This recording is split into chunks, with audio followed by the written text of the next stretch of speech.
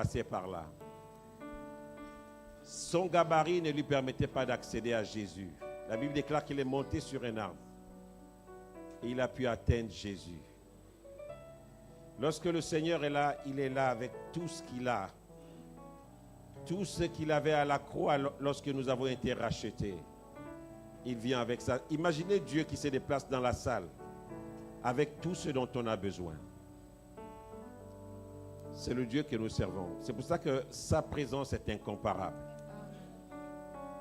Sa présence est incomparable. Lorsqu'il rentre quelque part, il rentre avec tous ses attributs, avec toutes ses médailles, avec toute sa gloire. C'est pour cela que lorsque le Seigneur est dans une salle, on peut saisir. Un jour, les disciples ont appris que Jésus était dans une pièce. Il n'y avait plus assez de monde pour contenir des gens. Et il y avait des malades. On a dû arracher le toit pour atteindre Jésus. Lorsqu'il passe, notre foi peut tout saisir. Et il passe ce matin dans cette salle. Tu peux saisir ta paix ce matin. Tu peux saisir ta joie ce matin. Tu peux saisir ta guérison ce matin. Alléluia. Gloire à toi, Seigneur. Asseyons-nous dans sa gloire. Alléluia.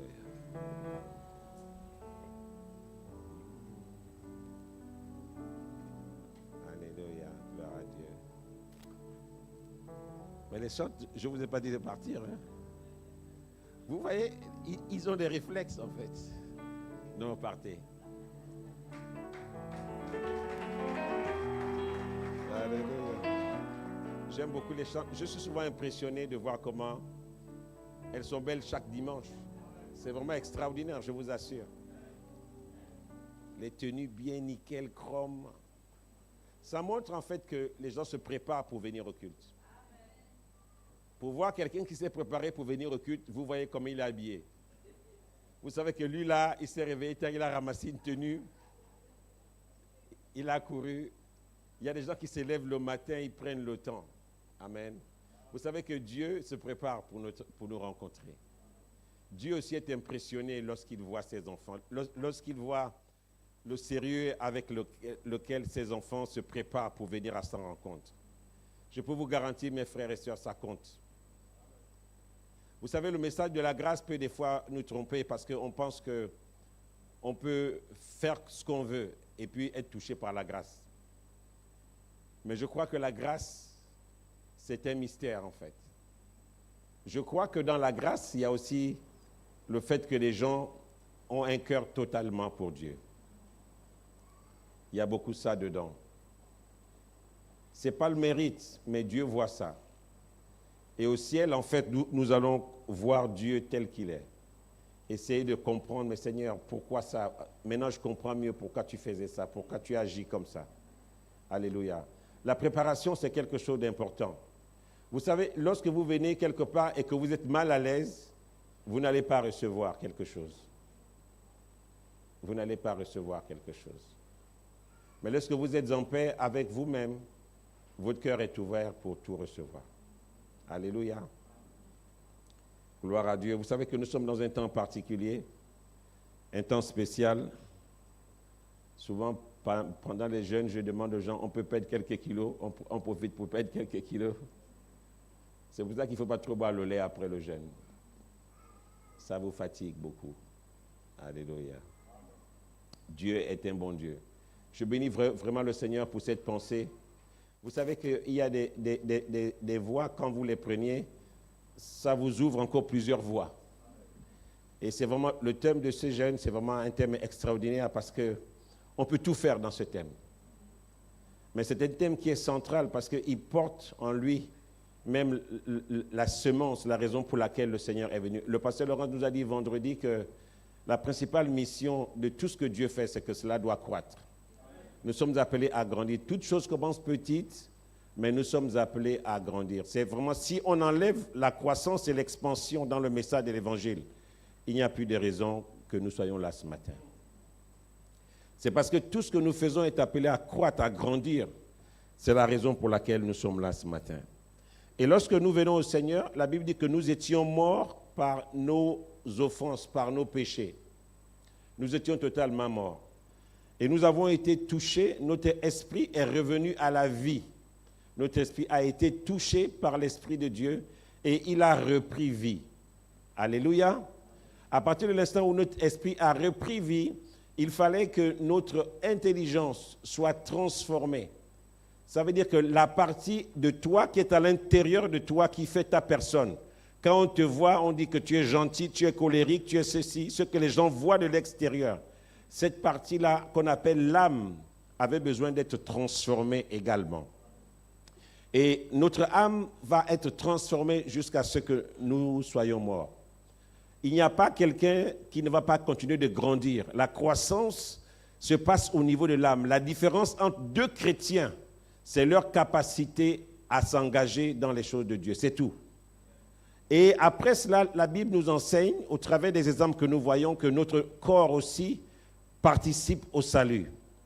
Ça veut dire que tel que tu es, parce que tu es le temple du Saint-Esprit, ton corps physique participe au salut. C'est pour cela que la maladie, c'est un ennemi. Tout ce qui peut empêcher à notre corps de participer au salut, c'est un ennemi pour la croix. Et nous devons nous en débarrasser. Nous avons la foi pour prier, pour que tout ce qui empêche à notre corps d'être pleinement engagé au salut, Dieu nous donne la capacité de vaincre cela. Et ce n'est pas quelque chose que nous mendions à Dieu. Alléluia. Le Seigneur sait que si tu es malade, tu ne seras pas efficace. Donc notre esprit est sauvé et personne ne peut le toucher une fois qu'il est sauvé. Aucun esprit ne pourra te vaincre. Aucun esprit. Lorsque tu es sauvé, tu ne peux jamais devenir fou. Personne ne peut prendre le contrôle de ton esprit. Ce n'est pas possible. La conversion au sens de l'esprit, c'est une fois.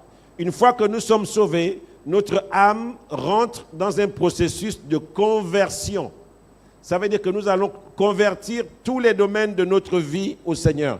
Et ça, c'est un exercice que nous faisons toute notre vie. Et notre corps porte cela. Alléluia. C'est important. Donc, nous sommes dans notre thème, l'expansion. Mais l'expansion dans quel but? Et nous avons vu énormément de pensées. Je pense que s'il y a un jeune qui a vraiment été nourri par tellement d'orientations que le Seigneur nous a donné, c'est vraiment celui-ci. Il y a tellement de belles choses qui sont dites pendant ce jeûne. J'ai beaucoup aimé une phrase que j'ai prise sur le prophète Marius. J'ai noté ça. Il a dit ceci: si nos vies deviennent lumière, il y a beaucoup de personnes que nous n'allons plus évangéliser. Elles viendraient elles-mêmes vers nous. Vous voyez que lorsque vous êtes dans le noir et qu'il y a la lumière quelque part, ça attire tous les insectes. Au point qu'aujourd'hui, on fait même des pièges avec certaines lumières pour attraper les insectes. Moi, je vois ça quand je vais à Kango. Dès qu'on met la lumière à la terrasse, il y a tellement d'insectes. J'ai même rencontré des insectes que je n'ai jamais vus de ma vie. Ça attire. Amen. Et j'ai beaucoup aimé cette pensée. C'était un matin, il était tellement emporté, il était tellement dans l'Esprit de Dieu. Et il a dit cette belle phrase: si nos vies deviennent lumière, il y a beaucoup de personnes que nous n'allons plus évangéliser. Elles viendraient elles-mêmes vers nous. En d'autres termes, elles seraient attirées par la lumière qui est en nous. Alléluia. Elles seraient attirées par la lumière qui est en nous. Je voulais rappeler la pensée, les versets qui portent ces temps de jeûne. Ésaïe 54, les versets 2 à 3. Élargis l'espace de ta tente, qu'on déploie les couvertures de ta demeure. Ne retiens pas, allonge tes cordages et affermis tes pieux, car tu te répandras à droite et à gauche.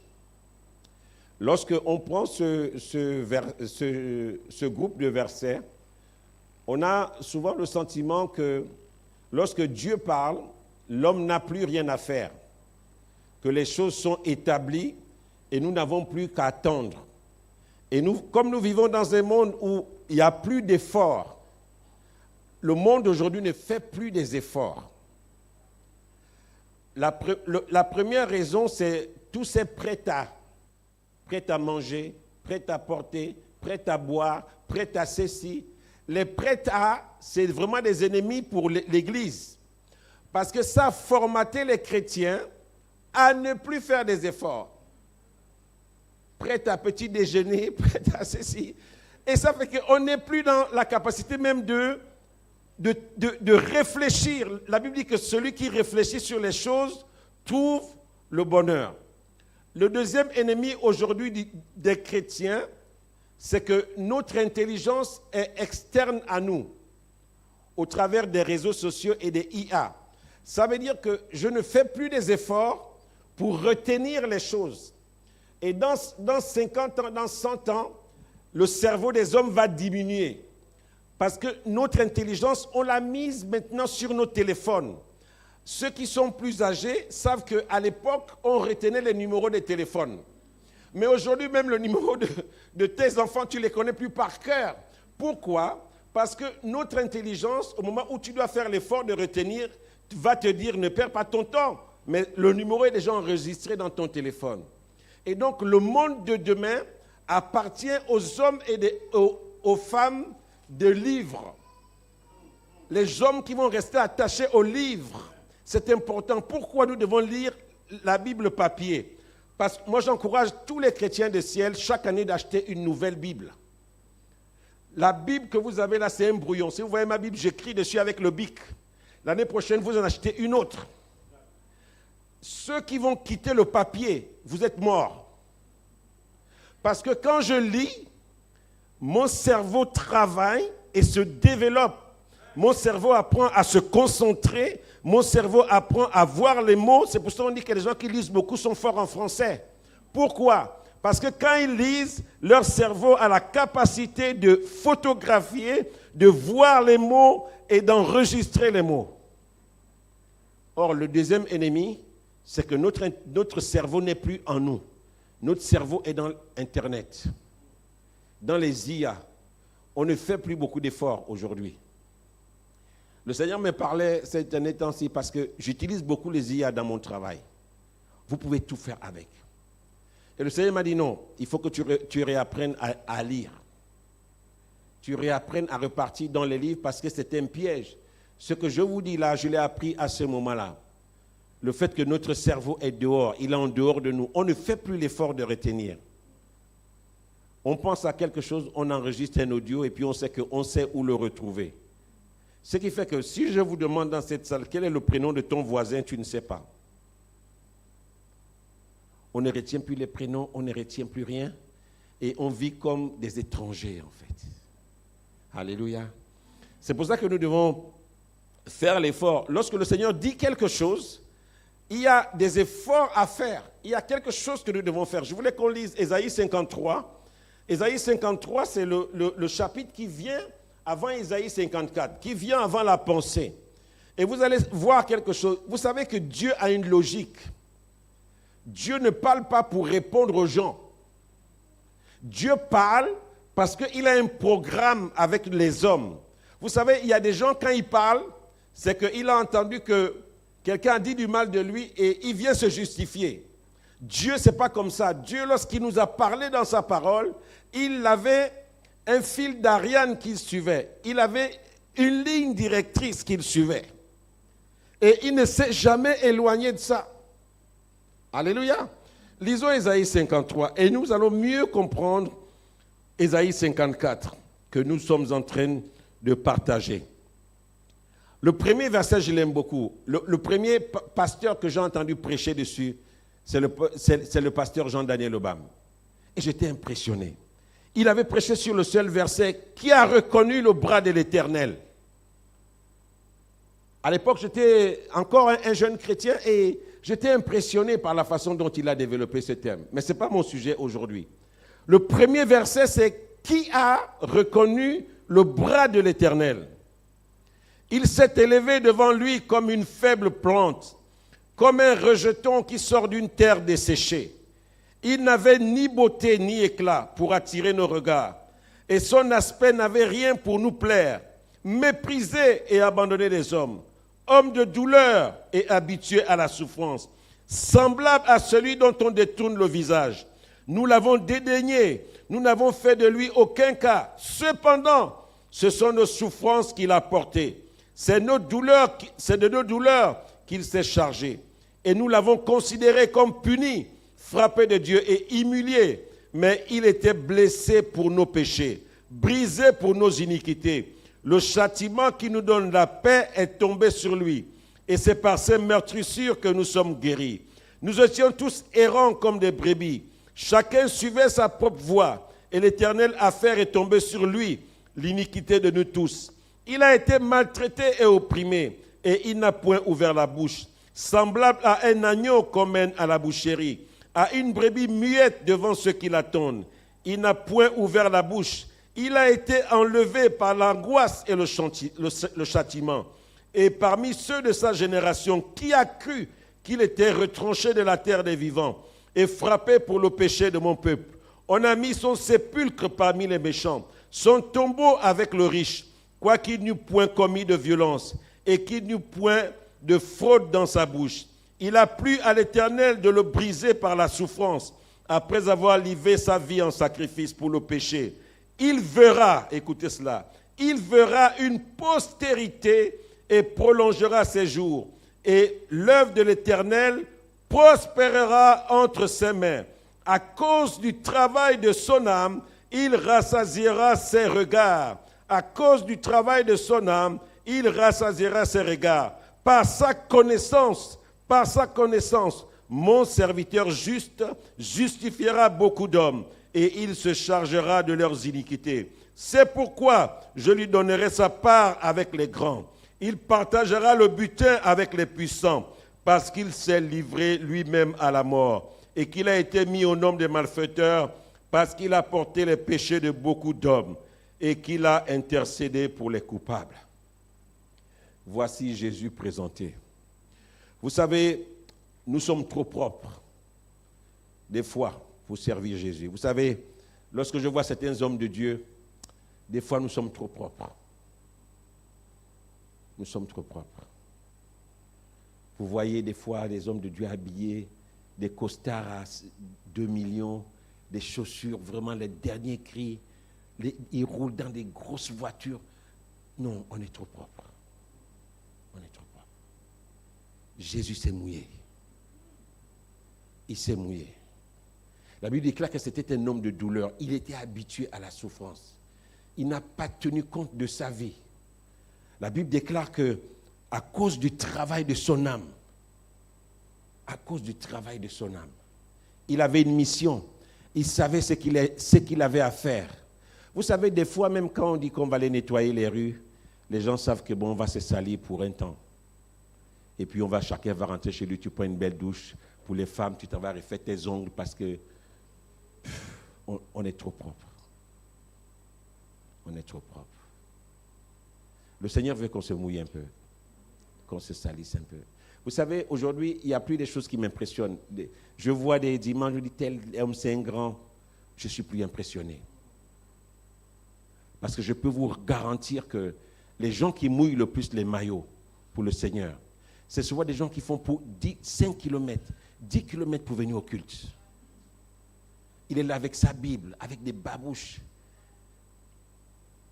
Quelquefois, les talons de ses chaussures sont usés parce qu'il marche. Vous ne savez pas, dans cette salle, les gens qui sont là ce matin, combien ont marché pour être là? Parce qu'il doit économiser l'argent du taxi. Il se dit, je vais marcher peut-être d'abord de sortir de chez moi là-bas, je ne vais pas prendre le taxi et je vais prendre le taxi un peu plus loin. Ces genres de personnes, je peux vous garantir que vous avez votre place dans cet endroit. Des fois, on est trop propre. Maintenant, je ne prêche pas un évangile là où il faut être pauvre. Si Dieu t'a donné les moyens d'être élevé, gloire à Dieu. Gloire à Dieu. Mais souviens-toi que Dieu n'a pas besoin des gens des fois qui sont trop propres. Trop propres. Il y a des gens sortis de cet endroit, ils ne savent pas ce qu'ils vont manger ce midi. Ils ne savent pas. Notre modèle, c'était un homme de douleur. Il était habitué à la souffrance. Il était habitué à la souffrance. Il savait mouiller le maillot pour le Seigneur. Les hommes de Dieu aujourd'hui sont trop propres.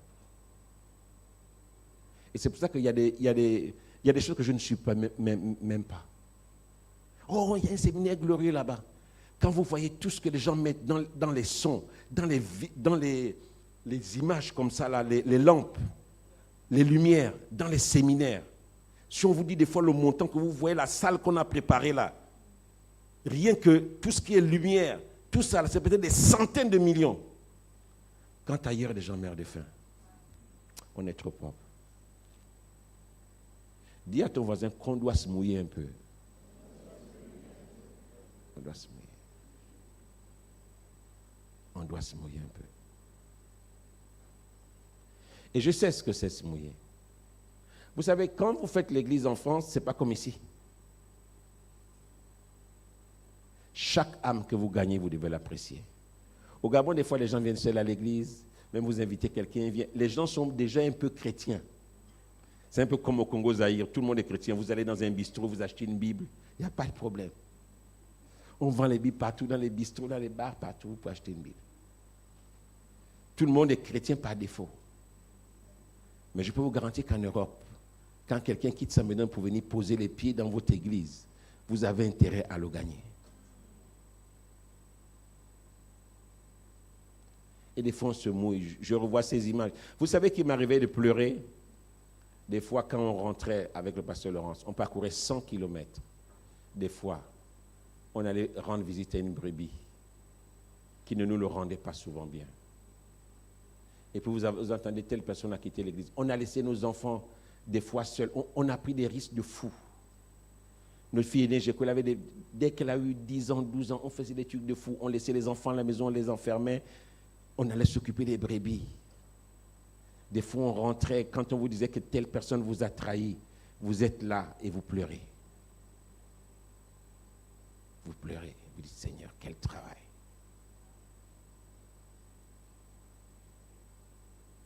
Il y a des choses que je ne peux pas vous dire, ce sont des choses violentes.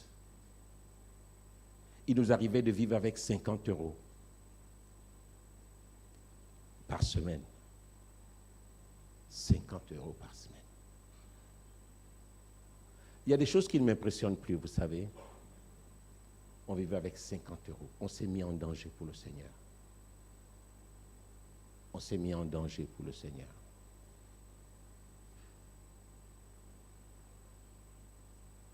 Notre porte-monnaie, c'était le porte-monnaie de Dieu. On n'avait pas de limite. Je ne sais pas comment on vivait. On est trop propre aujourd'hui. L'Église est trop propre. Plus personne ne veut se mouiller. Chacun tient compte de sa vie. Chacun fait d'abord ses calculs. Chacun, avant de servir Dieu, veut d'abord se rassurer que son avenir est assuré. Chacun, avant de servir Dieu, veut se rassurer qu'il a tout planifié. Tout est planifié. Et Dieu prend les miettes. On est trop propre. Des fois, vous voyez les gens, vous ne savez pas les chemins de pleurs, de larmes, de difficultés par lesquels elles sont passées. L'Église est trop propre aujourd'hui. On faisait des kilomètres pour aller prier pour une personne. Il nous arrivait de rentrer à 1h du matin. Il nous arrivait de partir avec les enfants en vacances à Turin, en Italie, en semaine. Et il nous fallait revenir vendredi. Nous sommes en voiture. Et on revenait en France pour venir faire le culte le dimanche parce qu'on n'avait personne pour nous aider pour prendre le culte. On roulait 900 km. On prenait des tunnels, des trucs de fous. On se mettait en danger avec les enfants. On revenait à Paris, on faisait le culte. On repartait en vacances. Seigneur, je ne sais pas comment on a fait pour tenir. Je peux vous garantir. Je ne sais pas comment on faisait. Des fois, les gens me demandent, mais vous vous tournez comment? En fait, Dieu nous a formés. Dieu nous a formés. L'Église est trop propre. L'Église est trop propre. Et on faisait ça souvent. Pendant des années, on n'a pas manqué un dimanche. On n'a pas manqué un dimanche. Parce qu'on n'avait pas de serviteurs pour nous remplacer. Pendant, oui, je pense, plus de 10 ans en tout cas. Souvent, quand les gens nous invitaient, je disais au pasteur Laurence, pars à l'invitation. Moi, je vais rester avec l'Église. L'Église est trop propre aujourd'hui, Seigneur. L'Église est trop propre. Père, plus personne ne veut se mouiller pour le Seigneur. L'église est trop propre. L'église est trop propre. Et il y a ce matin des gens, le Seigneur vous demande de faire les choses et vous voulez d'abord sécuriser votre vie. Bien-aimé, il y a un niveau où vous ne pourrez jamais, jamais sécuriser votre vie. Jamais. Tu veux vérifier que dans ton compte, il y a assez d'argent pour que si tu meurs aujourd'hui, tes enfants sont sécurisés. Tu veux assurer ta petite maison, tes petites voitures, ton petit truc pour le Seigneur. L'église est trop propre aujourd'hui. Et c'est pour ça que certains hommes de Dieu ne doivent pas être des modèles pour vous. Parce que des fois, on les prend pour modèles, mais ce n'est pas le modèle que Dieu veut pour toi. Des fois, ce n'est pas le modèle que Dieu veut pour toi. Dieu a un modèle pour toi. Et lorsque tu as compris le modèle, ce modèle, tu peux te mouiller. Et quand vous arrivez quelque part, Dieu vous forme. Lorsque vous arrivez dans cette église, vous devez comprendre quel est l'ange.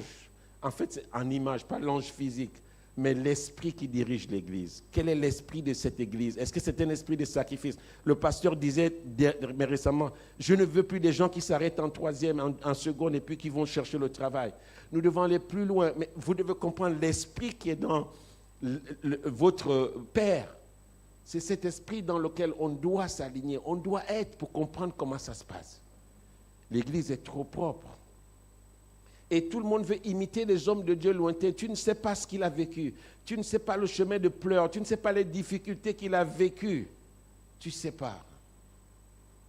Tu ne sais pas. Moi, je dis souvent aux gens qui sont proches, n'enviez jamais quelqu'un. N'enviez jamais, jamais quelqu'un. Vous ne savez pas les difficultés des fois par lesquelles les gens sont passés. Je me souviens qu'on se réveillait à 4 heures du matin avec le pasteur Laurence. On parcourait 50, c'était même 80 kilomètres pour aller au plus grand marché d'Europe qui s'appelle le marché de Rungis. On allait payer la nourriture là-bas parce que c'était moins cher. J'étais cadre supérieur à Orange. Cadre supérieur. Donc on avait assez d'argent pour bien vivre, mais tous nos moyens partaient dans l'église. Tout notre argent partait dans l'église. Et il nous restait que des miettes. Il fallait jongler. On quittait là, 4 heures du matin, parce que le marché ouvrait à 3 heures du matin. Et on roulait.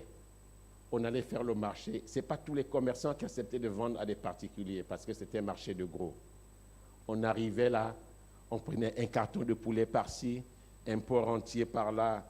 Je ne sais pas c'est ce qu'ils faisaient. On allait prendre les yaourts, on allait prendre de ceci. On faisait ce marché. On a fait ça pendant des années.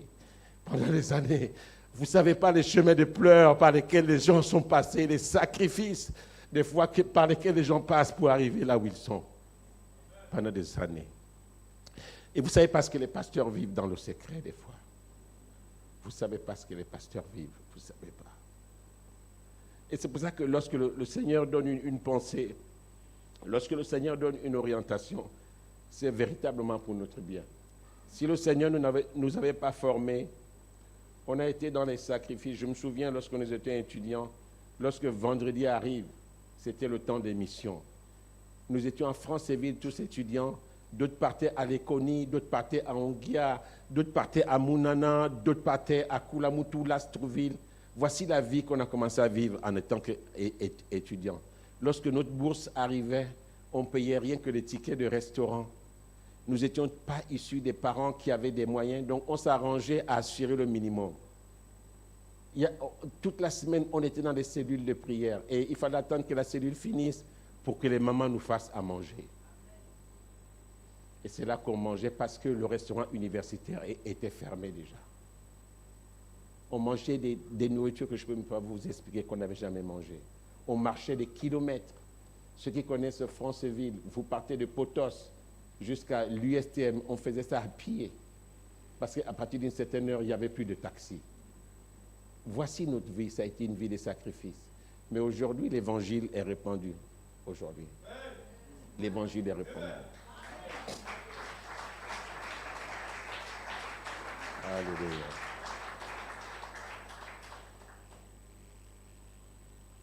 C'était un homme de douleur. C'était un homme de douleur, notre Seigneur. Il avait tout. Il avait tout ce qu'il voulait. Vous savez, lorsqu'il se reposait vraiment. Il se reposait vraiment. Il pouvait tout prendre dans la maison de son père. Mais il a pris une nature d'homme pour nous montrer comment on peut, tout en étant riche, servir. Et c'est ça qu'il a fait. Il s'est identifié à nous. Et ce passage d'Ésaïe 53 vient avant ce passage d'Ésaïe 54 que nous connaissons, dans lequel nous avons tiré. Dieu, à cause de ce que son fils avait fait, ne pouvait pas laisser tomber Israël. Il ne pouvait pas laisser tomber Israël. Parce qu'il était sa semence, c'était sa matière première avec laquelle il avait décidé de façonner le monde. Et c'est pour ça qu'il lui fait cette prophétie, il lui fait cette promesse. En fait, ce passage est adressé à l'Église. Est adressé à l'Église, est adressé à la mission de l'Église, est adressé au fait que toute la mission de l'Église va être attachée à élargir l'espace de ta tente. Lorsque la Bible dit qu'on déploie les couvertures, en réalité, maintenant que Dieu nous a donné cette pensée, cette orientation, il y a quelque chose que nous devons faire. Nous devons maintenant rentrer pour développer des stratégies. La Bible, dans ce passage d'Ésaïe 53, nous dit au verset 11, on lit même à partir du verset 10, « Il a plu à l'Éternel de le briser par la souffrance, après avoir livré sa vie en sacrifice pour le péché. Il verra une postérité et prolongera ses jours. » Il verra une postérité et prolongera ses jours. Ça veut dire que l'Église, personne ne peut vaincre l'Église sur cette terre. L'Église sera toujours victorieuse, quelles que soient les lois qu'on va prendre pour éteindre l'Église. C'est pour ça que plus l'Église est attaquée, plus l'Église grandit.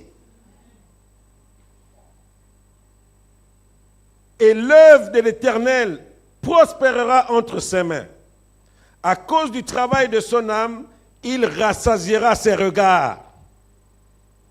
Le travail de l'âme.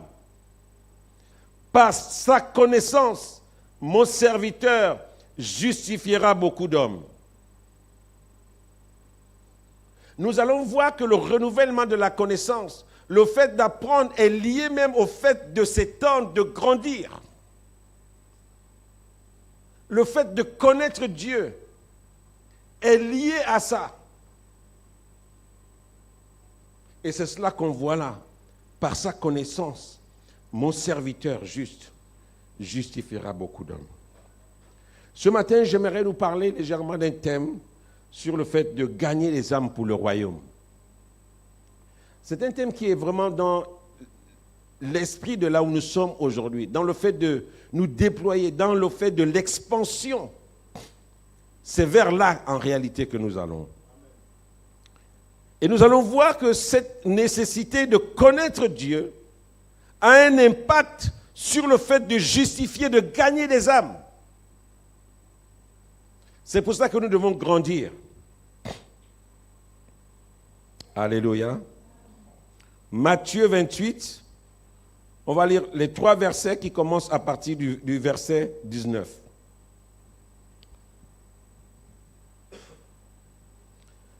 Allez, Matthieu 28, 19 à 20.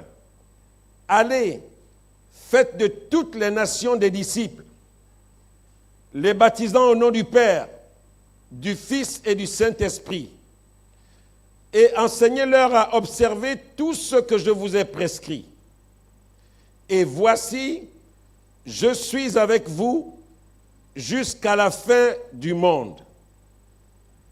Ce passage en théologie ou bien en littérature, on l'appelle la Grande Commission.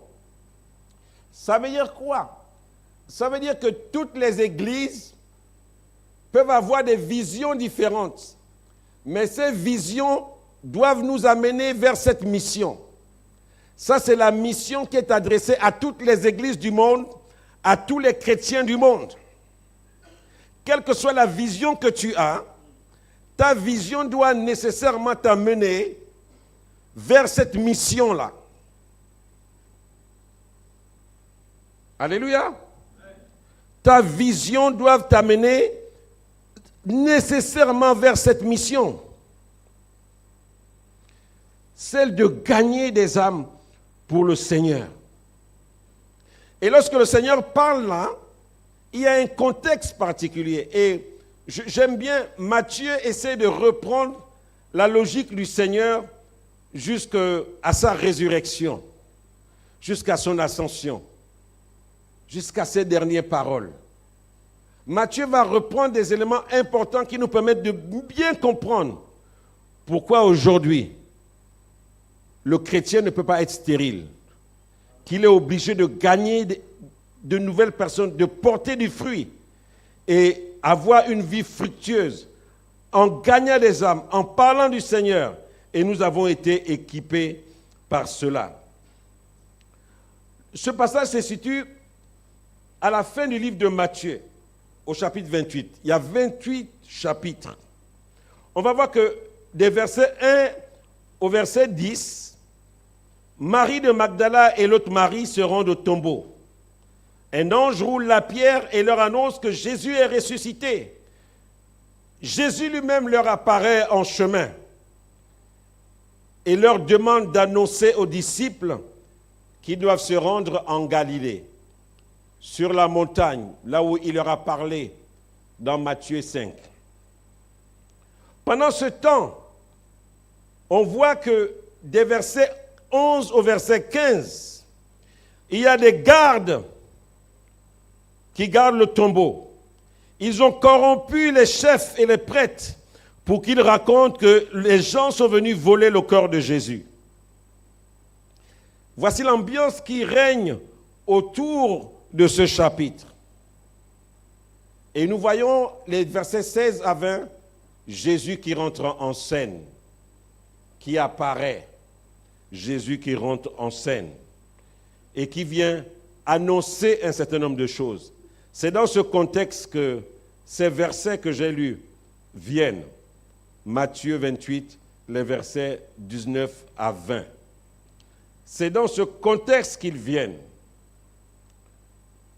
Et Jésus se positionne comme étant celui qui règne pour toujours. Jésus se positionne comme étant celui qui va porter les disciples, qui ne va pas laisser tomber les disciples.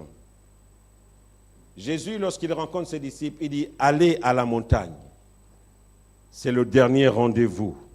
La seconde rencontre avec le Seigneur se fait à la montagne.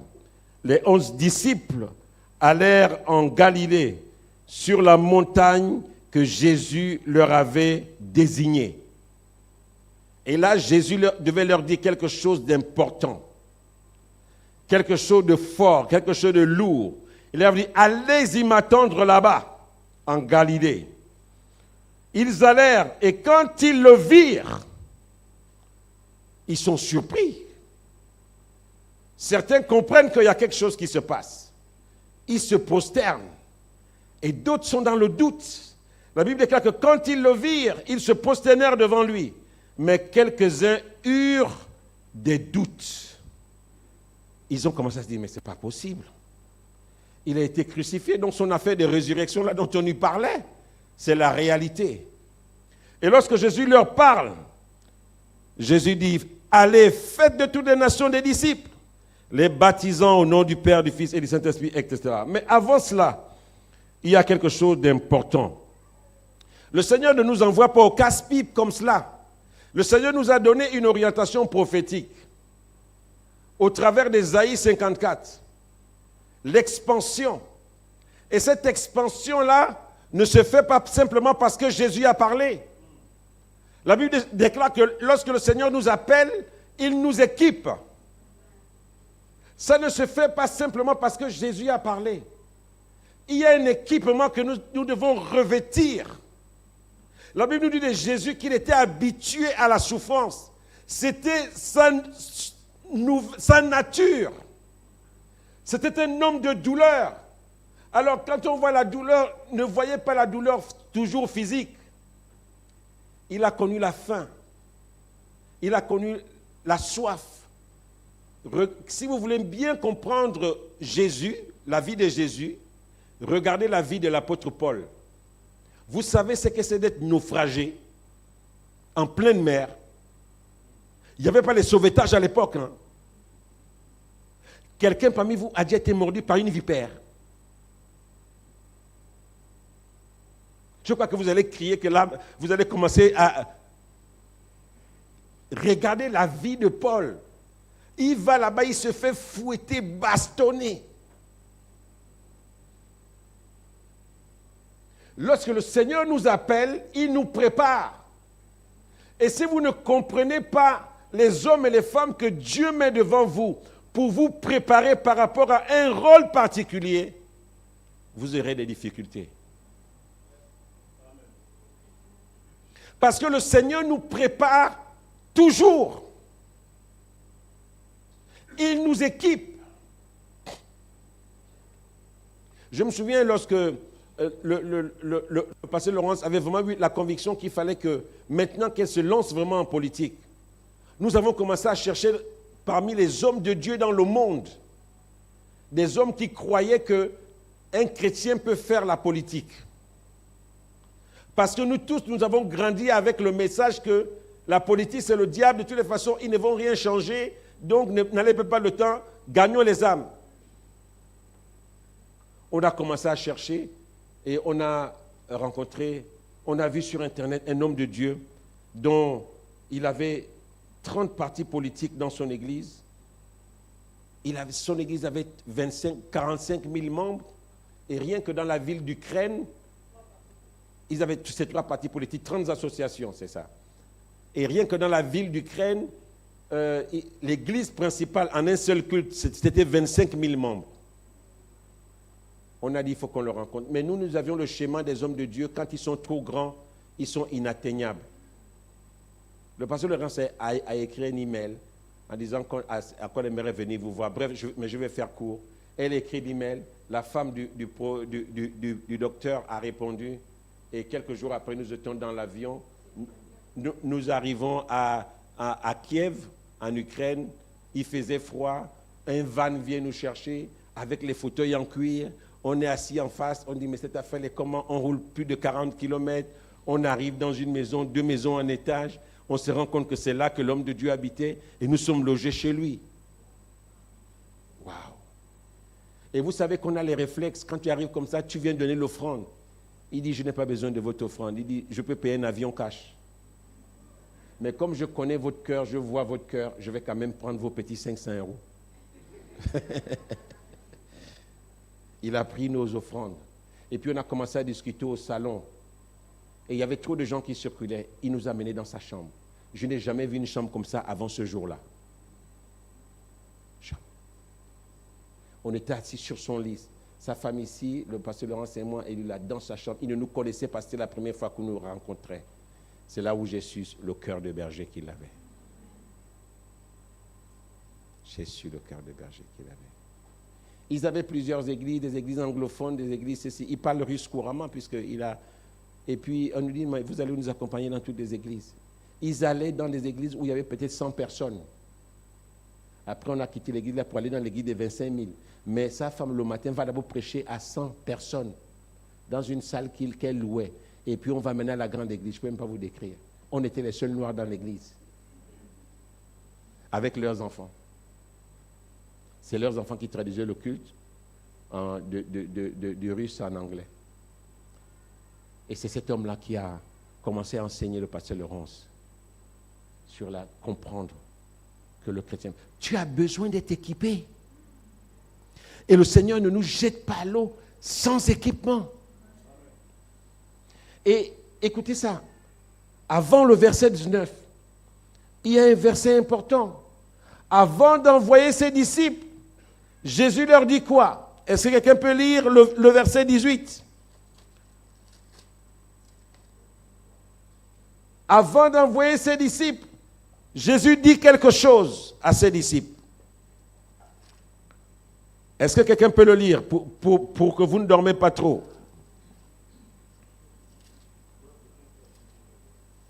Matthieu 28, 18.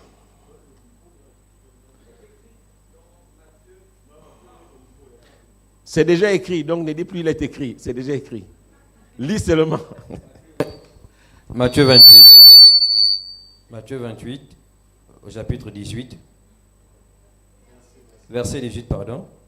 Jésus s'étant approché, leur parla ainsi. Tout pouvoir m'a été donné dans le ciel et sur la terre. Tout pouvoir m'a été donné où? Dans le ciel et sur la terre. Et c'est après ce verset que Jésus leur dit, allez.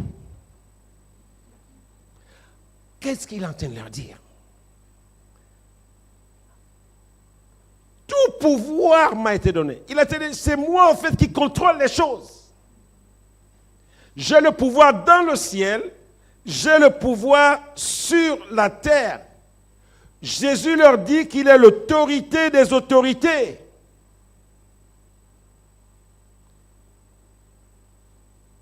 Et que si je vous envoie, vous n'êtes pas seul. Et si je vous envoie, il y a quelque chose forcément. Je contrôle les systèmes. Vous croyez que si le président de la République vous envoie, il dit, bon, demain, tu pars en France. Est-ce que tu vas même commencer à réfléchir des histoires de billets? Est-ce que tu vas réfléchir sur, oh, monsieur le président, je n'ai pas le visa? Pourquoi? Parce que tu sais que les systèmes, ils contrôlent les systèmes. C'est pour ça que le Seigneur dit aux disciples, cette phrase, ce verset 18 est central dans la grande commission. Il dit tout pouvoir. Ce que vous pouvez voir là, c'est rien. En réalité, lorsque le Seigneur nous envoie, il tient tous les systèmes. Mais comme nous avons vécu dans un monde de sécurité sociale, vous savez qu'en France, dès que tu as un problème, c'est la sécurité sociale. Hein. C'est pour ça qu'elle est en déficit. Dès que tu as un problème financier, il y a déjà les maisons de crédit qui sont là, qui t'attendent que tu fasses seulement la demande. Avec des taux d'intérêt, des fois, ce qu'on appelait des prêts revolving. Ça veut dire que tu prends 500 000 de crédit, mais pendant 3 ans, tu ne peux que rembourser que les intérêts. Tu n'as même pas encore commencé à rembourser le capital que tu as emprunté. Hein. C'est un monde où les gens sont tellement, ils veulent se rassurer avant de bouger que tout est en sécurité. Assurance vie, assurance décès, assurance ceci, assurance du toit qui peut tomber sur ma tête, assurance d'un marteau qui peut tomber sur mon ongle. Tellement de choses que les gens sont paralysés. Lorsqu'on doit organiser un séminaire en France, je peux pas vous garantir, vous devez tout sécuriser. Là, on est en train d'organiser les 20 ans de l'Église. J'ai les réunions pratiquement 1-2 fois par semaine avec les équipes. Non, mais pasteur, telle salle ne peut pas occuper tant de personnes. Si on a un problème, mais c'est ça malheureusement. On est paralysé. Le Seigneur, avant la grande commission, il affirme à ses disciples, tout pouvoir m'a été donné dans le ciel et sur la terre. Cette déclaration est fondamentale. Elle est fondamentale. Le Seigneur veut leur dire que je tiens les systèmes. Si je vous envoie, vous partez. Mais quelle est la difficulté qu'on a? Vous savez, nous ne croyons plus que Dieu est Dieu. Parce que les personnes qui ont représenté Dieu ont tellement failli que même quand un homme de Dieu te dit que pars, tu te dis, moi je sors d'une église où on a détruit mes finances.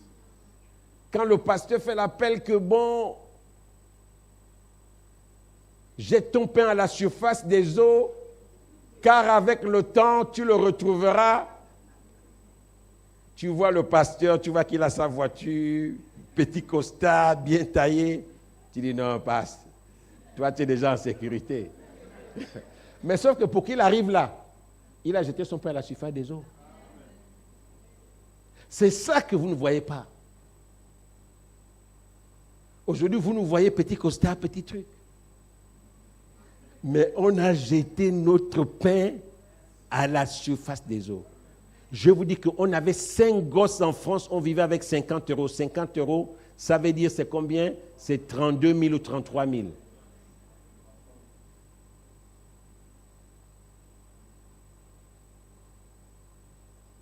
Vous pouvez vivre avec ça en France, où il y a les goûters, les trucs. On était obligé de partir faire les courses, qui est là où on achète en gros. Pourquoi je vous dis ça? Parce que des fois, quand l'homme de Dieu donne une orientation, beaucoup de rebelles dans l'église disent que non, lui il a déjà assuré son avenir. Mais il a jeté son pain à la surface des eaux autrefois. Et ce qu'il est aujourd'hui, c'est parce qu'il a mis le maillot. Et ce que lui il a vécu, il vous le transmet. Parce qu'il sait qu'il y a un secret là-dedans.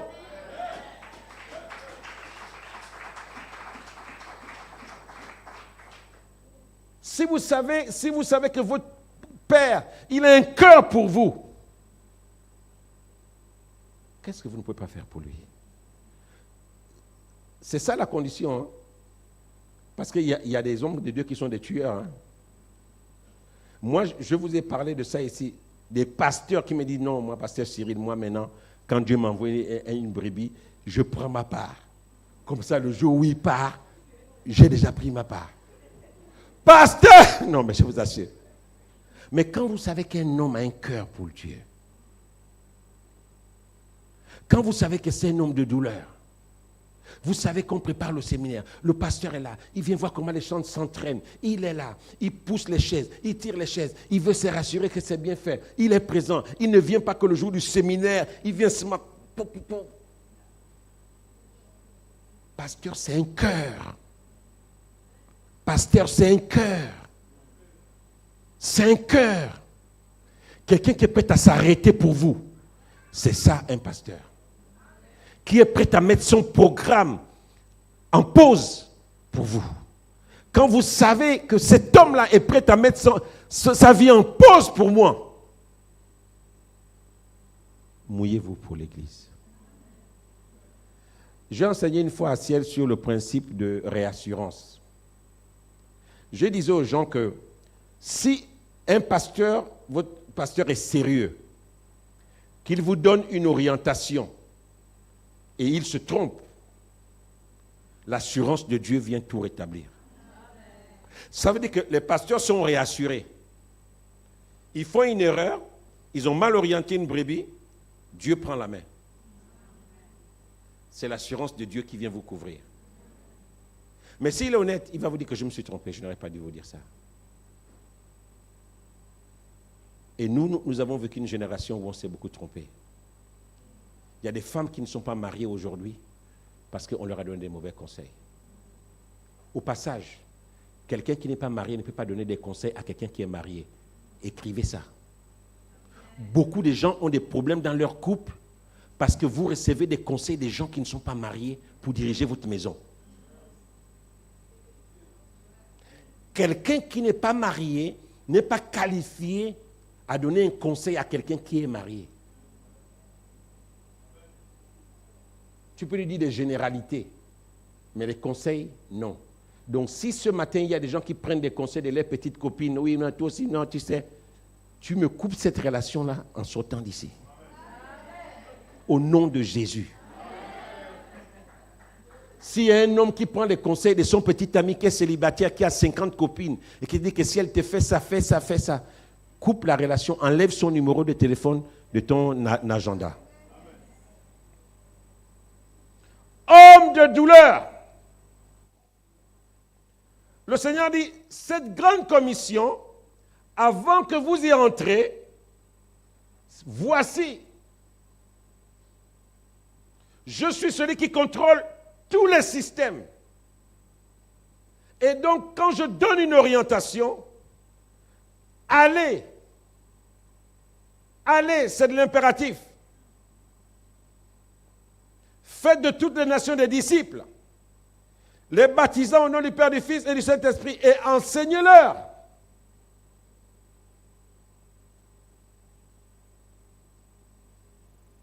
Jésus met son autorité, il positionne son autorité. La mission, là, c'est une nouvelle mission pour les disciples. Pourquoi? Parce que de son vivant, Jésus n'enseignait, l'évangile était que pour les Juifs. Et ici, le Seigneur donne une recommandation plus large. Donc, les gens étaient habitués à voir Jésus travailler dans un contexte régional.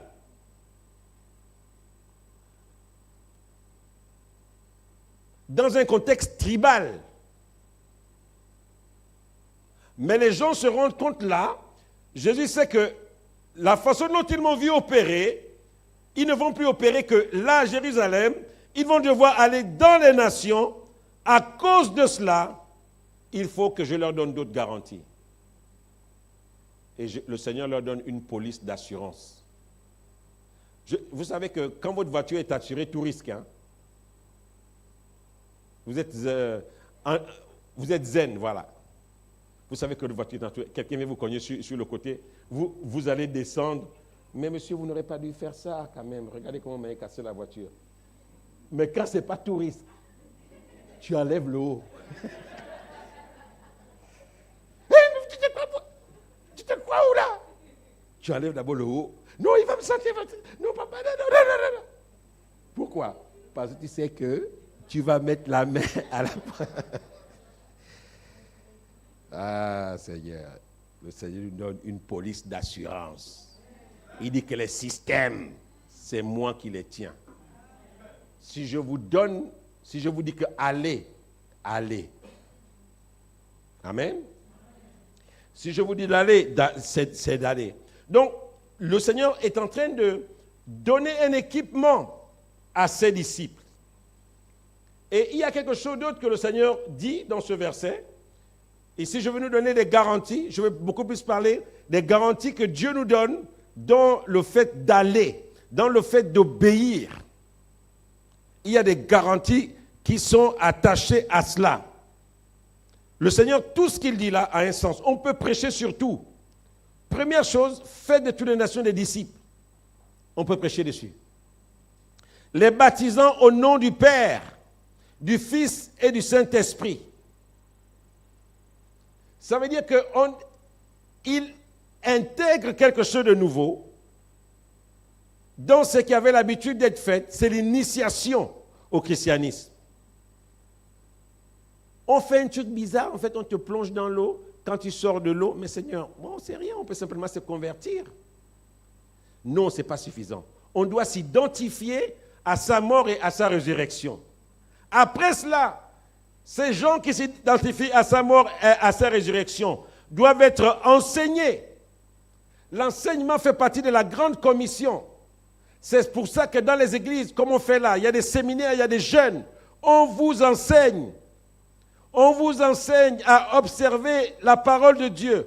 Pourquoi on vous enseigne? Parce que vous avez besoin de cet équipement pour aller sur le terrain. Vous avez besoin de savoir que là où je pars sur le terrain, quel que soit le lieu où je pars, j'ai une police d'assurance. Dieu gère les systèmes.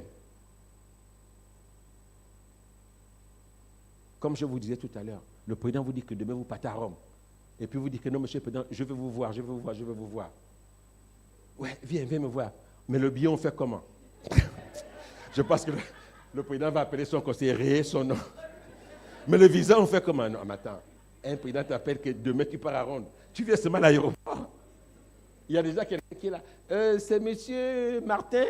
Oui, vous c'est par ici. On te fait comme ça.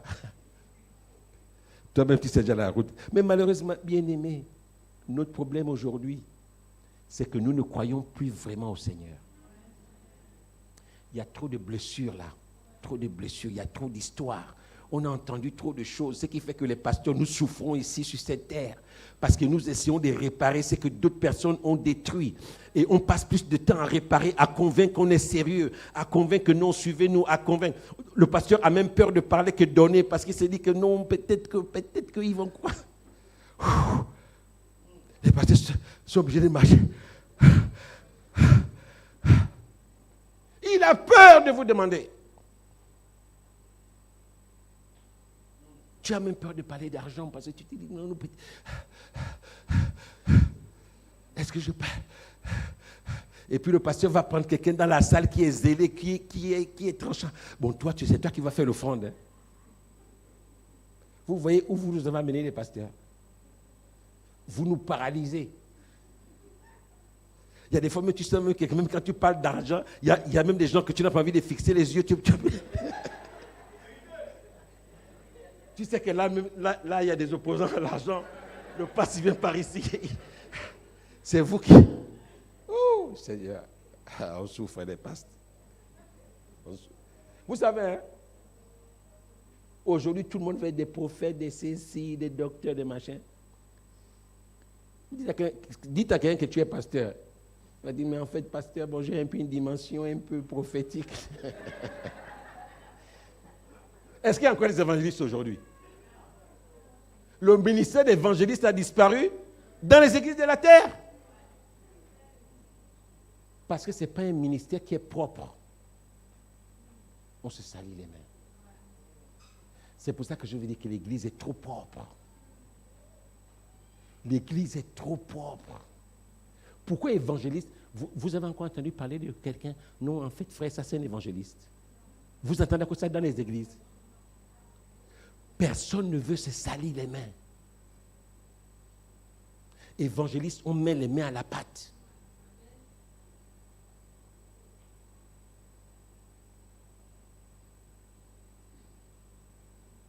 Ma fille est là. On se retrouve, pasteur Laurence et moi, gare Saint-Denis, vous savez, gare du Nord. Nous voici en train de distribuer les sandwichs et les cafés, les thés aux gens. Des fois, je dis, mais chérie, non, des fois, j'étais obligé de dire, chérie, comme toi, tu fais un peu la politique, les gens te voient dans les réseaux, reste un peu. Elle dit, non, je pars. Il y a des ministères qui ont disparu parce que tout le monde veut être propre. Les ministères où on est tiré à quatre épingles. Évangéliser, on dit qu'aujourd'hui, on va aller évangéliser dans les rues. Vous n'aurez personne. Vous n'aurez personne. Si on de gens, je dis qu'on vient manger là, ou bien que le pasteur à la fin va distribuer un petit 50 000 à chaque personne, l'église là, il n'y aura plus de place. Mais dites aux gens qu'on va évangéliser. En fait, on ne croit plus en Dieu. On ne croit plus en Dieu. C'est pour ça que dans ce travail que nous sommes en train de faire, nous devons nous approprier le travail. Il y a un travail à faire au niveau de notre âme. Dis à quelqu'un, il y a un travail à faire au niveau de mon âme. Dis-toi à toi-même, j'ai un travail à faire au niveau de mon âme. Parce que je ne crois plus vraiment en Dieu. J'ai tellement été blessé. J'ai vu des contre-témoignages. Il y a un travail à faire au niveau de mon âme. Pour rentrer dans ce programme d'expansion.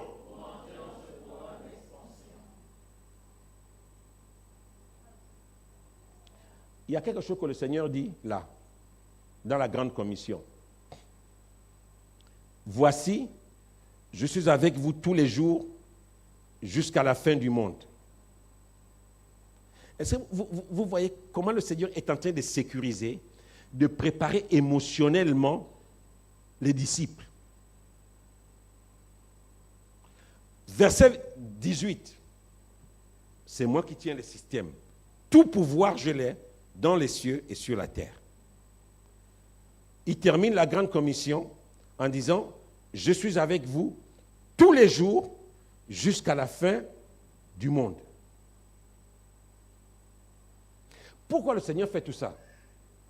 Parce qu'il sait que la mission qu'il nous demande est difficile.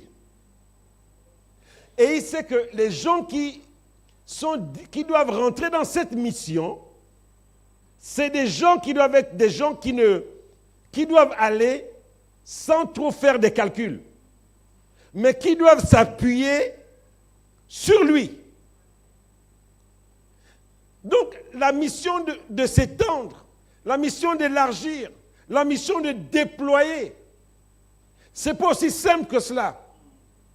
Parce que ça nous coûte dans notre chair, ça nous coûte dans nos programmes,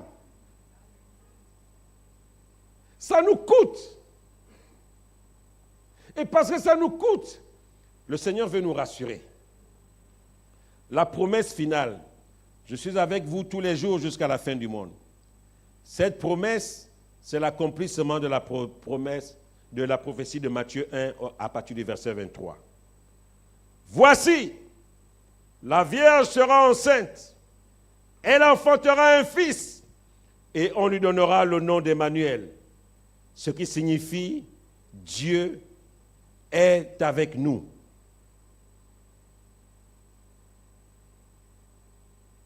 Il y a cette promesse qui s'accomplit,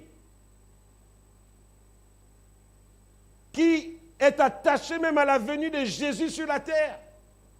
Cet enfant qui naîtra, voici le nom qu'il portera. Parce que ce nom-là est attaché à la destinée de l'humanité. La Bible nous dit qu'il est le même hier, aujourd'hui et éternellement. Quand Jésus dit « Je suis avec vous tous les jours jusqu'à la fin du monde », qu'est-ce que ça veut dire? J'ai pris quelques points. Ça veut dire, que Dieu est vivant et qu'il tient cette promesse de Matthieu 1, 23. Ce nom-là, ce n'était pas simplement un nom de spectacle. C'était un nom qui avait une dimension prophétique. C'est pour ça que quand vous donnez les noms aux enfants, faisons attention. On parle beaucoup de ça ici. Je me souviens à l'époque où il y avait JR, Pat Ewing, tout ça là, mais pas Pat Ewing, c'était un basketteur. Dallas, tous les enfants qui sont nés là, ils avaient quel nom des acteurs de Dallas. J'ai rencontré dernièrement une dame qui s'appelait Trésor. Et j'ai beaucoup aimé. J'ai dit, mais tu t'appelles Trésor comme... Ah non, en fait, mon père aimait beaucoup le footballeur antillais, Marius Trésor. Donc, il m'a appelé Trésor.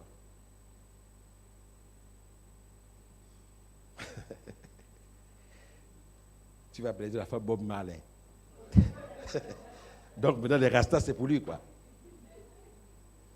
Si tu l'appelles Bob Marley, quand il va aller taper sur Internet Bob Marley, il va voir que c'était un fumeur de ganja et qu'il avait les Rastas. Donc, ça va impacter la vie de l'enfant. Si tu l'appelles Maradona, peut-être que c'est un médecin qui est là. Il va vouloir aller jouer au foot. Que Dieu nous aide.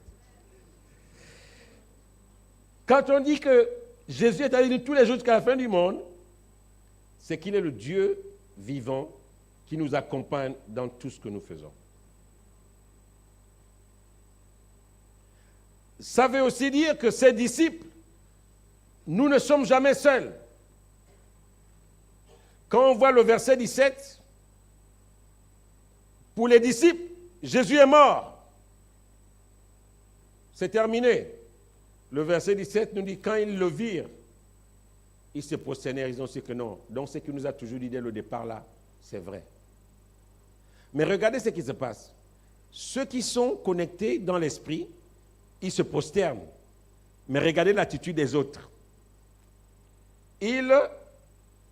Quelques-uns eurent des doutes. Je peux vous garantir, les doutes existeront toujours.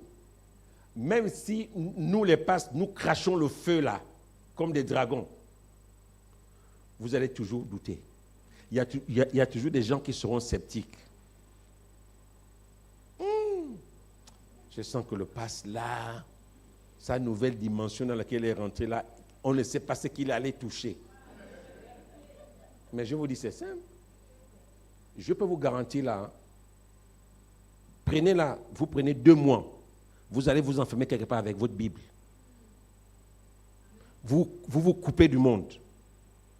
Vous n'allez pas pour devenir puissant. Vous allez simplement pour méditer, prier. Quand vous sortez de là, vous ne serez plus le même. La différence entre deux chrétiens, c'est le temps qui passe devant la face de Dieu. Parce que la Bible dit que quand on est dans sa présence, nous sommes transformés en la même image. C'est pour ça que le jeûne qu'on fait là, c'est bien. Mais en réalité, quand on fait le jeûne, c'est sans boire, sans manger.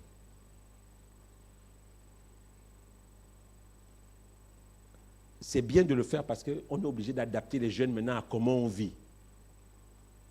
Mais ceux qui peuvent, des fois en début de l'année, tu prends une petite semaine de congé, un petit 3 jours d'enfermement, tu éteins le téléphone, tu le laisses même à la maison quelque part, je peux vous garantir que vous allez voir la différence. C'est pour ça que vous allez voir qu'un homme de Dieu, il va préparer le séminaire. Une semaine. Quand vous allez le voir, vous n'allez pas reconnaître votre pasteur. Oh, qu'est-ce que le pasteur là, on sent qu'il y a quelque chose. Mais non, c'est simplement le temps qu'il a passé dans la présence de Dieu. Et plus ce temps-là est loin, moins vous manifestez les œuvres de Dieu. C'est tout. Maintenant, aujourd'hui, il y a des gens qui vont toucher des choses. Ça, c'est vrai. Mais je parle de la foi chrétienne pure. Donc, ces disciples le voient, ils sont surpris. Donc, le Seigneur montre que vous ne serez plus seuls. J'ai été crucifié, vous m'avez vu. On a mis mon corps au tombeau et vous êtes allés voir, le tombeau est vide. Vous me voyez ici. Troisième chose, lorsque le Seigneur dit que je suis avec vous jusqu'à la fin du monde, ça veut dire que sa présence est réelle à nos côtés. Il dit ceci, là où 2 ou 3, Matthieu 18, 20, car là où 2 ou 3 sont assemblés en mon nom, je suis au milieu d'eux.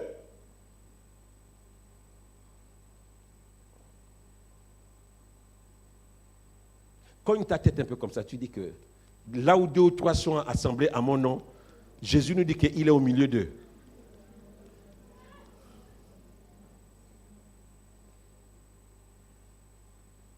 Bien-aimés, je vous dis la vérité, en fait, on ne croit plus trop au Seigneur. On ne croit plus trop. Parce que l'évangile est devenu trop propre. L'évangile est devenu trop propre.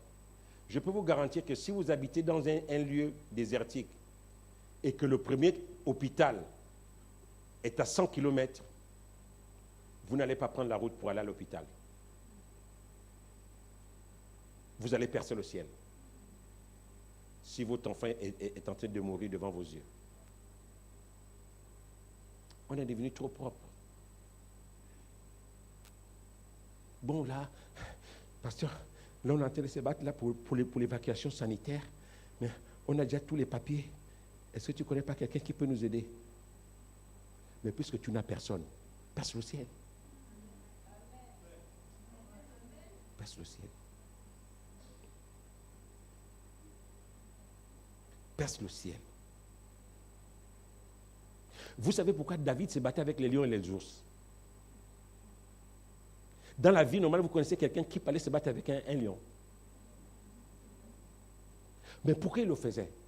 Parce qu'il savait que si les lions et les ours mangent tous les troupeaux de son père, c'était aussi la fin pour eux.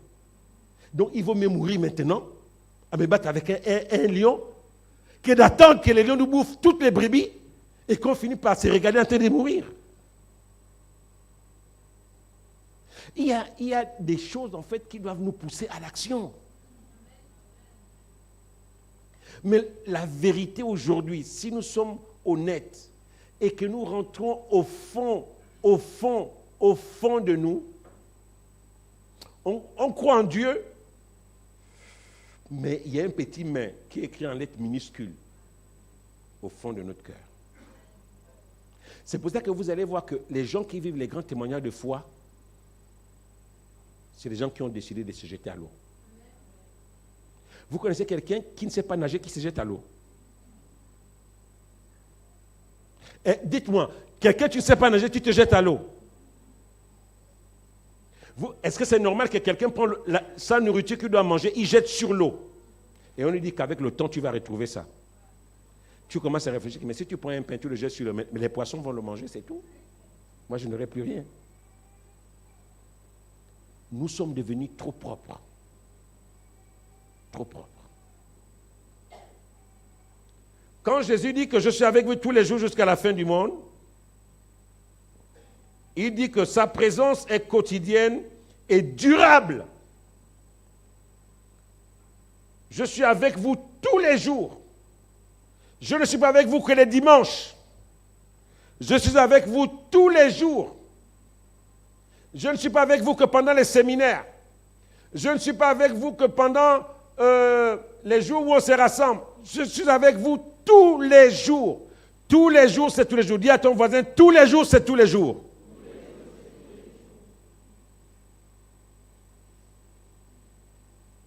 Mais en fait, qu'est-ce qui fait qu'on ne croit pas que tous les jours, c'est tous les jours?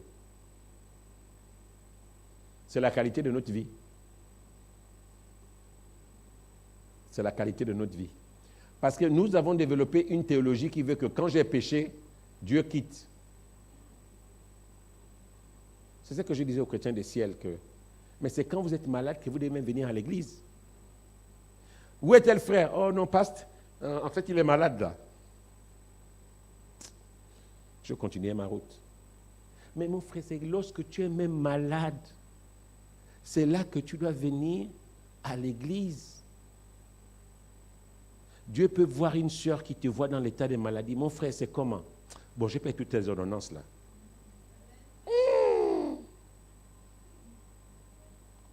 Vous voyez comment Dieu travaille? Oh non, mais je connais un médecin, j'ai un ami médecin qui a déjà soigné son genre de cas là. Bon, je vous mets en relation. C'est lorsque Dieu lui-même tient les systèmes. Mais tu restes chez toi, à dormir, en train de zapper les films de la série des Nigérians, des Nollywood. Ah, Jésus, aide-nous. Mais tu vas être guéri comment? En fait, nous ne croyons plus trop. Nous croyons, mais Seigneur, excuse-moi, mais bon, quand même. Quand nous disons qu'il est avec nous tous les jours jusqu'à la fin du monde, je vais terminer par là, que sa promesse est conditionnée par la mission. Je répète, sa promesse est conditionnée par la mission. Mon frère, tu vas avoir un don de guérison. Tu n'es pas sur le terrain. C'est pourquoi? C'est que tu as les vues sur Facebook. Tu veux donner aux gens des prophéties, genre que quand tu as parlé, ça s'accomplit. Tu n'es pas sur le terrain. Vous connaissez quelqu'un qui joue au piano sur les livres? Non, en fait, mon frère, quand tu as un piano devant toi, tu vois le bouton là. Tu dois d'abord appuyer le premier bouton, après tu vas en haut. Non, on apprend à jouer au piano devant un piano. C'est tout. On apprend à jouer au piano devant un piano. La promesse de Dieu, toutes les promesses de Dieu sont conditionnées par la mission. Les gens veulent des dons extraordinaires que, genre, quand tu lèves la main, les gens tombent. Oui, mais tu dois être sur le terrain. Tu veux prier pour les malades et les malades sont guéris. Tu dois être sur le terrain. Mais comme l'évangile est devenu trop propre, c'est propre. Tu veux d'abord bien t'habiller en costume, tu veux faire la cravate passe. Est-ce que la cravate est bien positionnée là? Oui. Maintenant, les malades, venez. Et puis, les caméras, filmez. 0 égale. Voilà l'évangile que nous avons. C'est qui fait que les gens ne croient plus en nous. Est-ce que mon papa, ils sont bien là? Bon, maintenant, c'est bon. Déclenchez les caméras. Bon, toi, viens. Le Seigneur me dit,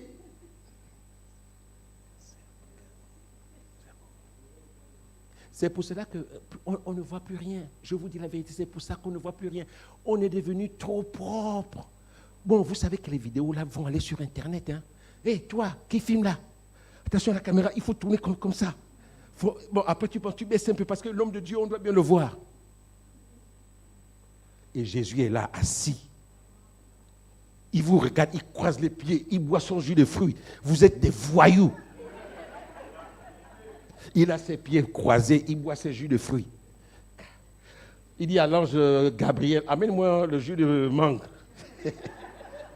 Il est là, il vous regarde faire votre cinéma, tac, tac, tac, tac, tac, et puis vous finissez. Alléluia!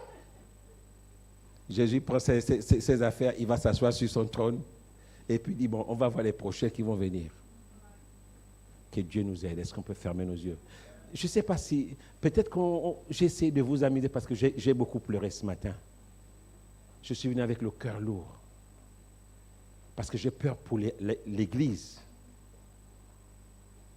On est trop propre. On est devenu trop propre. Dans ce que nous voulons faire, dans l'expansion, il y a des gens qui vont s'abîmer les mains. Il y a des gens qui vont, pour un temps, être des hommes de douleur.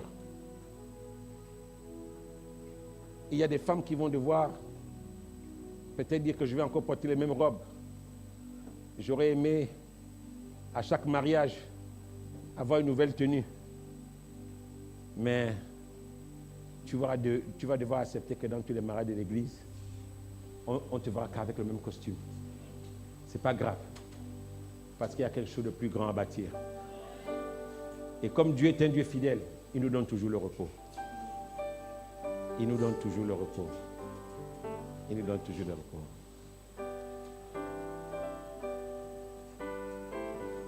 Il est le Dieu de notre espérance. Il nous donne toujours le repos. Arrêtons d'être trop propres, trop nettoyés, trop carrés. Arrêtons ça.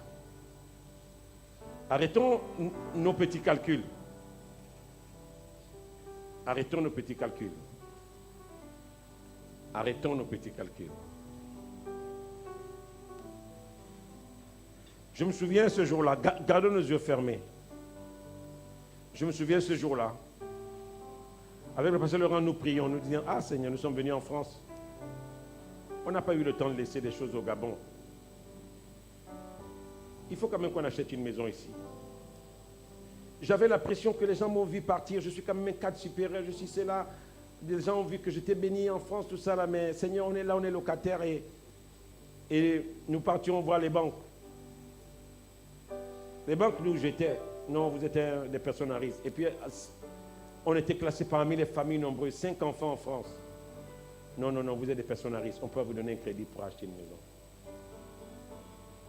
Et nous, on a continué de se mouiller pour Dieu. Ce jour-là, j'étais à un séminaire d'un homme de Dieu, Bernard Blessing. Il était dans une église Paris Centre Chrétien, sur le pasteur Selvarage, à la Courneuve. Et là, il fait un appel. Il dit qu'il y a des gens qui ont des projets bloqués. Et je sens dans mon esprit que si vous faites une semence, Dieu va débloquer cela.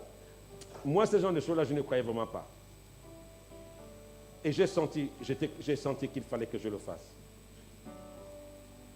Et j'ai fait cette offrande semence. Lorsque j'ai appelé le monsieur qui nous cherchait le prêt pour la maison, il m'a dit que je vous ai eu un prêt. Votre propre banque qui vous a refusé le prêt a accepté de vous donner le prêt. Mais vous savez, ça n'avait pas entamé le fait qu'on se mouillait pour Dieu. On a acheté une maison sans économie, on n'avait rien. Rien.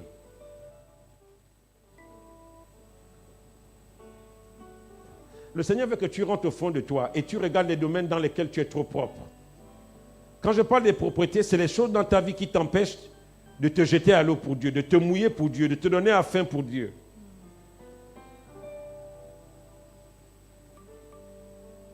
Claude Payan disait, si tu as accepté de choisir Jésus comme patron, il faut le servir à fond la caisse. Si tu as choisi Jésus comme patron, tu dois le servir à fond. Tu dois le servir à fond. C'est ça que j'appelle ne pas être propre. Tu dois être capable d'aller là où il te dit d'aller. Nous rentrons dans l'expansion, ça va coûter en temps, en énergie. Ça va coûter en finance. Ça va coûter en consécration. Ça va coûter, bien-aimés. Est-ce que nous sommes prêts? Est-ce que nous savons que là où on part là, c'est chaud? C'est jusqu'en 2030, c'est le cap. On maintient le cap jusqu'en 2030. Est-ce que tu es préparé, tu es conditionné, est-ce que tu te prépares pour cela? Ou tu es encore trop propre? Ou tu es encore trop propre? C'était un homme de douleur.